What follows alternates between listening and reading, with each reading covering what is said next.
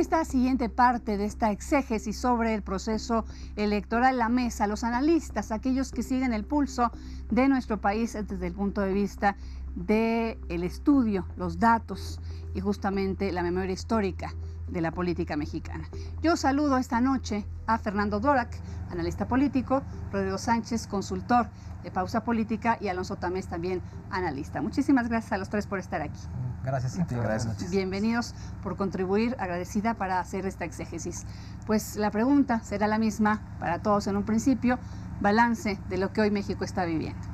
México está viviendo una reconfiguración del espectro político, está viendo un cambio total de los balances que hemos tenido hasta este momento, y es probable que estos cambios vayan a repetirse al menos en las elecciones intermedias de 2019 y 2020, es decir, una renovación completa de equilibrios, y yo creo que a partir de eso puede venir una nueva reconfiguración de partidos, esperemos. Adelante, Rodrigo. Gracias. Sí, yo considero que México en este momento está viviendo un momento muy interesante en donde el cambio radical de fuerzas políticas va a hacer que la situación en el país se mueva, cambien las cosas. Veremos cómo funciona el PRI como un partido pequeño, veremos cómo funciona Morena con una gran mayoría legislativa, y seguramente vendrán cosas buenas, seguramente vendrán cosas que platicar, y será muy interesante los próximos 3 años. Sin duda que lo será. Alonso Tamés. Mira, Marta, yo creo que primero que nada el 1.600.000 de ciudadanos que organizaron la elección, contaron los votos, es un fenómeno que a mí siempre me sorprende. Gracias a todos ellos, por supuesto. Creo que fue una jornada tranquila. La autoridad electoral creo que estuvo a la altura, sobre todo porque no se complicó. Hay un margen muy estrecho entre el primero y segundo lugar. Creo que digamos, ponerlos a prueba realmente hubiera sido un margen más estrecho, pero digo, qué bueno que todo salió en orden. Ahora hay que ver, como decía Fernando, creo que el papel de los partidos que ahora serán pequeños, ¿no? El PRI será quinta fuerza en el Congreso, creo que va a haber una distribución interna de poder importante, la tendrá que haber, y sobre todo también en el PAN, ¿no? Que también yo creo que Moreno Valle, al su esposa conservar, Marta Erika, la gobernatura de Puebla, pues va a ser un contendiente para hacerse con el partido, ¿no? Entonces va a ser interesante. El PRD también, ¿qué va a hacer? Tiene 5% en el tema de la Cámara Baja, ¿no? Entonces claro, va a ser muy interesante. Analizaremos ahorita con detalle, justamente con otra vez el repaso de cómo está quedando el Congreso. Hasta el momento, hay que decirlo, hasta el momento solamente es mayoría relativa. Tenemos que esperar a que termine el conteo de los resultados, el resultado oficial, para que ya se haga el reparto de representación proporcional. Aquí algo decías tú, serán prácticamente los mismos resultados para el siguiente, bueno, los dos siguientes procesos electorales en el país, digamos, a nivel presidencial. Yo pienso en el 2000, cuando ganó Vicente Fox, que si no fue obviamente con esa avasalladora diferencia, sí sentíamos un México y percibíamos un México como el que percibimos hoy, la gente con más alegría, con más confianza, en su mayoría aquellos que no votaron evidentemente como en el 2000, pues no tan conformes, pero bueno, por lo menos hablando de una reconciliación y de un México para todos. Aquí, ¿qué garantiza? Obviamente lo único que podría garantizar que sí se quede eso que nos estás mencionando es resultados. ¿Coincides? Yo creo que en 2000 confiamos demasiado en la alternancia es igual a democracia. Confiábamos en cualquier partido menos PRI, y ahorita estamos experimentando otra vez con una vuelta al PRI y ahora Morena. Creo que si hay algo que nosotros debemos aprender de esto es, esto no depende de personas, depende de reglas del juego, y creo que ese va a ser el principal reto.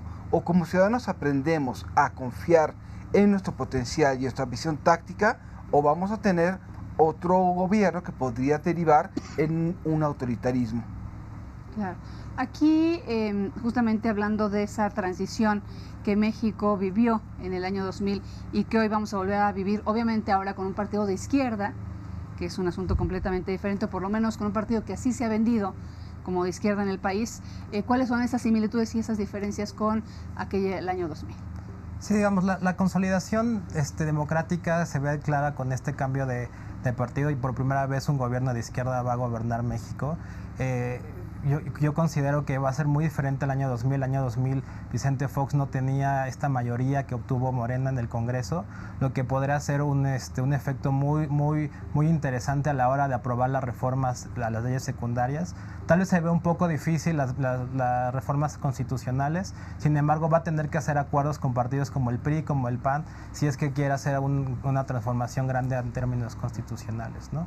También es interesante ver cómo desde el 97 no veíamos un Congreso con una mayoría tan amplia. No estamos hablando que la alianza electoral, porque no necesariamente se va a mantener esta alianza legislativa, que es Morena, PT y Partido de Encuentro Social, fácilmente superan el 50% más uno de las cámaras, ¿no? Tanto en Senado como en diputados. Entonces esto va a ser muy interesante poder verlo como un efecto de esta nueva transición democrática. Claro que ahorita estamos viendo el bloque, digamos, la coalición en su conjunto. Habrá que pues hacer el análisis de por qué partidos se pintaron cada uno de los curules que se le fueron a este bloque de Juntos Haremos Historia, que creo que justamente es lo que estás tú enfocando y que lo veremos en un momento. Mira, yo creo que ese tema es muy importante.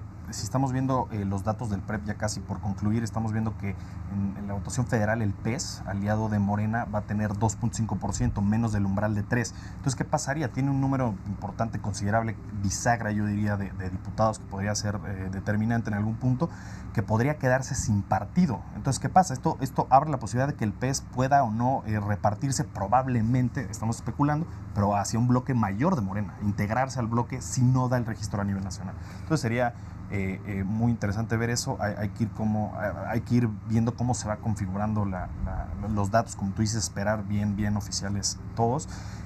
Pero también creo que ir mencionando cómo será o qué podemos esperar, ¿no? También de un gobierno de López Obrador, ¿no? También creo que es algo que genera cierta incertidumbre, ¿no? Por supuesto. Vamos a que me gustaría hablar sobre Morena, sobre el PES. Exacto. El PES por ley orgánica del Congreso puede conformarse como grupo parlamentario, aun cuando pierda registro. Su conformación va a implicar presencia en la Junta de Coordinación Política, va a implicar asesores, va a implicar oficinas, va a implicar espacios en comisión.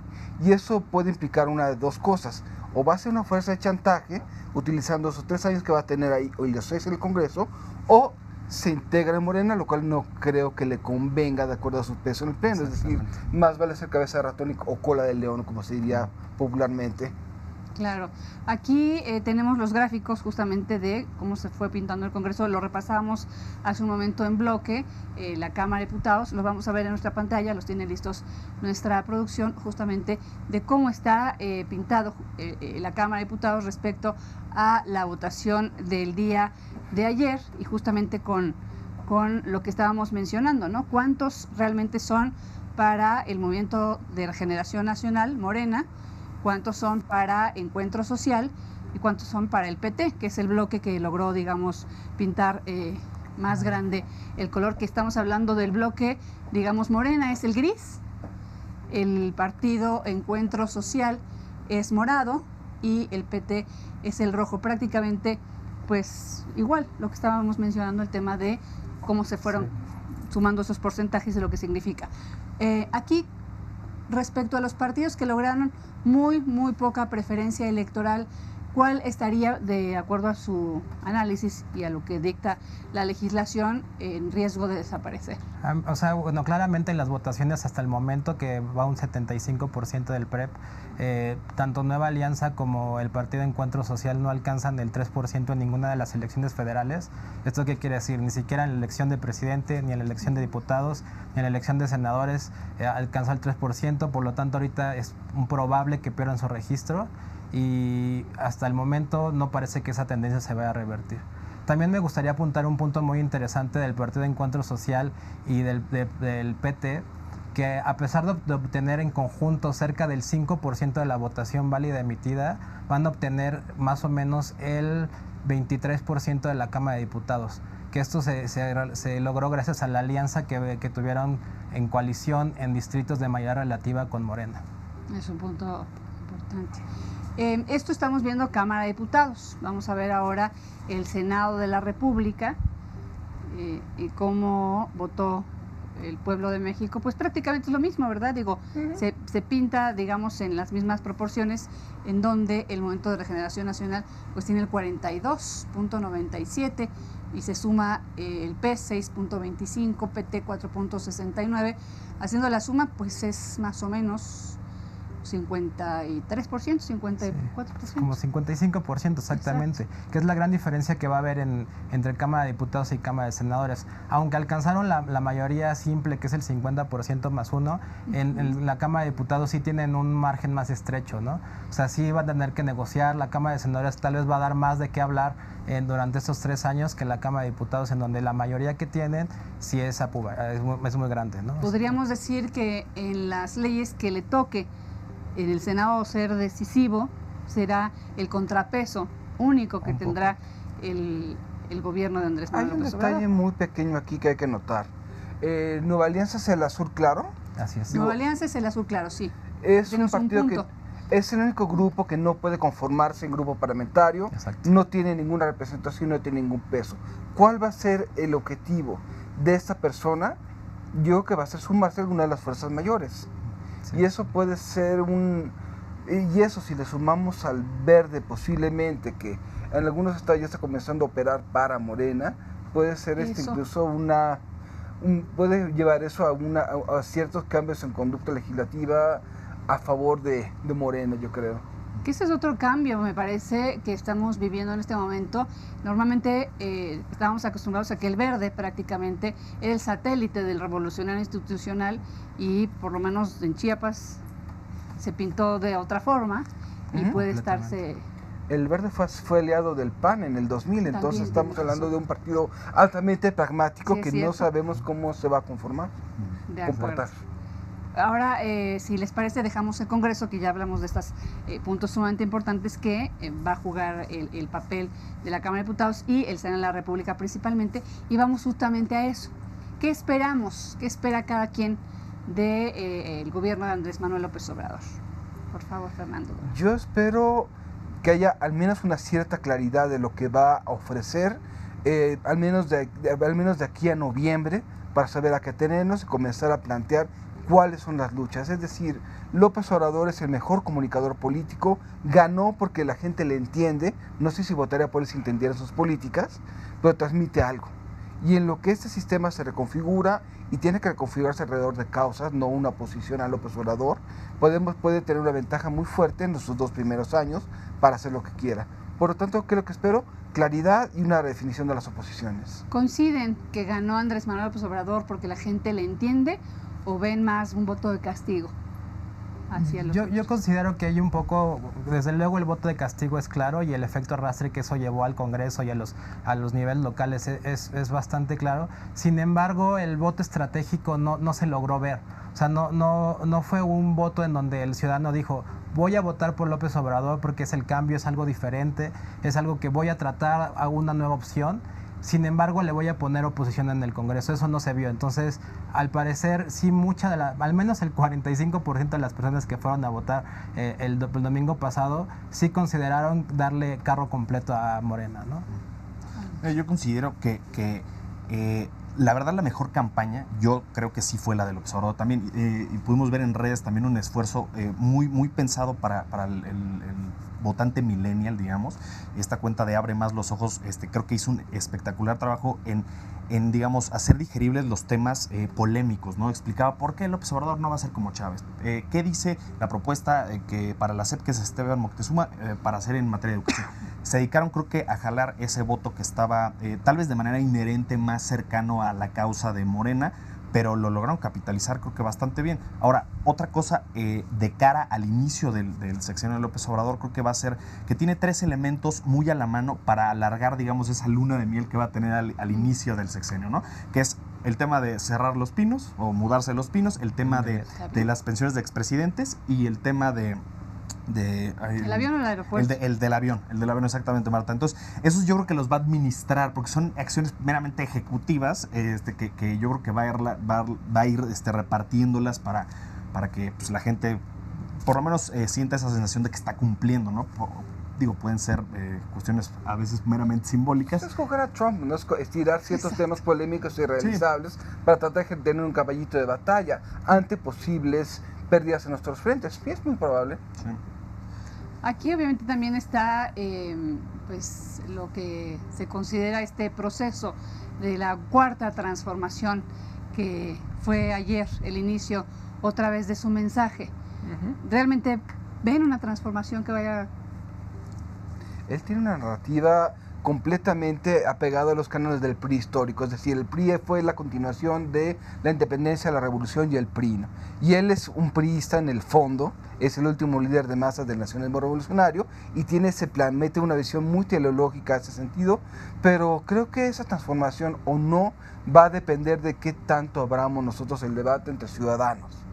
Es decir, creo que si fuera por los políticos harían cualquier cosa, y en la medida que nosotros abramos un debate, digamos, qué es lo que está en juego, puede ser una transformación tal vez en rumbos en los que a él no le gustaría. Creo que depende de nosotros. Muy bien, Rodrigo, por favor. Sí, esta cuarta transformación creo que depende de varias cosas. Ya conocemos al gabinete, habría que esperar el gabinete ampliado también para saber exactamente quiénes van a ser las personas que van a dirigir el país. Y no solo eso, también conocer quiénes van a ser los diputados y senadores de Morena, que desafortunadamente hay muy poca información de la mayoría de ellos, ¿no? Entonces eso puede ser que la cuarta transformación funcione o no funcione, dependiendo de qué también estos nuevos legisladores sepan las reglas del Congreso y sepan llevar a cabo posiblemente dentro del Congreso las leyes o iniciativas que envíe Andrés Manuel. Si bien la mayoría o gran parte de ellos estaban cantados, ¿qué les pareció el gabinete?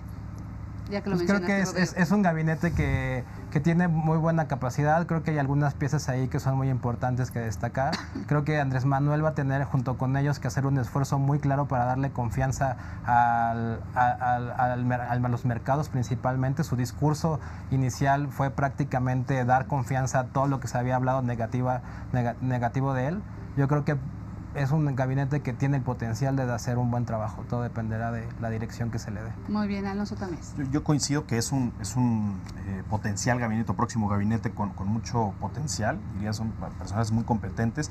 La cosa es si su estilo de liderazgo va a ser propiamente escucharlos o tomar en cuenta, ¿no? Porque tal vez pudo haber sido una medida propiamente para apaciguar al indeciso, decir, oye, vengo con personas competentes que saben lo que están haciendo y vamos a ver cómo ejerce ese liderazgo, ¿no? Otro tema fundamental creo que es qué relación va a tener con la oposición, ¿no? Digo, primero que resuelva la propia oposición sus temas, pero vamos a ver ahora sí que ya en la silla, cuando el observador vea cuánto hay, qué no hay, etcétera, pues vamos a ver cómo se desenvuelve, ¿no? Claro, nos quedan 2 minutos, pero aquí creo que también importante mencionar el papel del resto. Justamente mencionabas el aprender a hacer oposición, el aprender a hacer esos contrapesos que en años anteriores no lo eran, ¿no? 30 segundos una conclusión. Gabinete es una gran pieza de publicidad que no creo que sobrevivan muchos de los miembros del gabinete 2 años, y yo creo que realmente la oposición va a depender mucho del estilo del López Obrador. Si adopta un estilo conciliador, puede pasar como un reformador. Si sigue con su estilo de siempre, de confrontación, de polarización y descalificación, podemos llegar a cosas no muy buenas.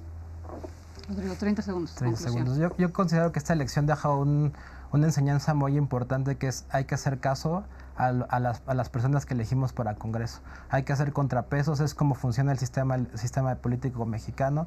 Creo que no hay que echar en bolsa rota quiénes son nuestros congresistas, quiénes son nuestros diputados, quiénes son nuestros senadores, y ponerle la misma importancia que hacemos con la elección presidencial, ¿no? Yo creo que eso es algo que esta elección yo creo que nos va a dejar como enseñanza, como elección, exactamente. Yo, Marta, coincido con Fernando. Yo esperaría ver una aproximación conciliadora con los que serán la oposición ahora, porque últimamente sí creo que cumplir con esa narrativa de la cuarta transformación pues, requerirá muchos avances legislativos, ¿no? Entonces no lo va a poder hacer propiamente Juntos Haremos Historia, la coalición, por lo menos no en materia constitucional.